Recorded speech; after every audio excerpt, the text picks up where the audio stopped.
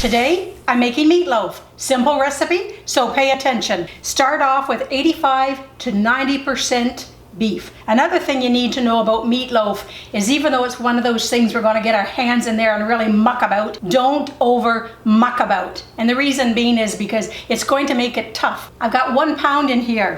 I've got 1 slice of very fresh bread. No big deal, it is white bread.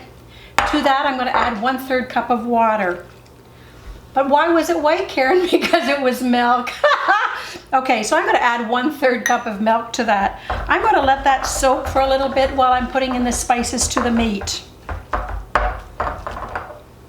Got it? 2 tablespoons of ketchup. Okay, so I'm going to put in 1 tablespoon of this kind of whatever you call it, starts with W. I have 1 onion, baking onion, yellow onion, chopped. In she gets. Come on. I like to use seasoning salt. You may want to use Cajun spicing. So just a spice that has a wee bit of a kick. Garlic powder, teaspoon. Salt, of course. Let's give it about 1/4 teaspoon of salt. Let's give it about 1/4 teaspoon of ground pepper. Put in 1 egg. That bread has soaked up all the milk. This is one of those cases where you can put a fair bit of parsley in. We're going to get right in there with our clean hands and work it. Don't overwork it.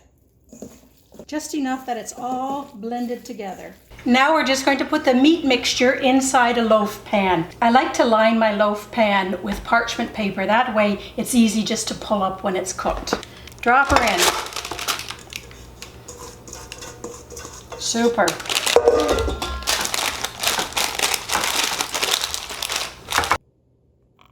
It's not very big. It's only 1 pound of meat, but that's okay. This will probably serve 3 people generously. I'm going to pop that in the oven, 350 preheated for about, let's go 45 minutes. We'll take it out and then put the glaze on top. In the meantime, while that's cooking, let's make the sauce for on top of our meatloaf. I have 1/4 cup of ketchup here. You can go as much as 3/4 cups if you like, all depending on how thick you want your sauce. 2 tablespoons of brown sugar, 1 tablespoon of red wine vinegar, some salt, pepper, onion powder. I'm actually going to measure this because I don't want to put too much in. I'm going to put in 1/4 teaspoon. I'm going to do the same to the garlic powder, 1/4 teaspoon. Going to mix that up, put it aside, put it on near the end. This has been in the oven now for 45 minutes and I'm just going to put on the top glaze. Back in the oven for another 10 minutes. Meatloaf.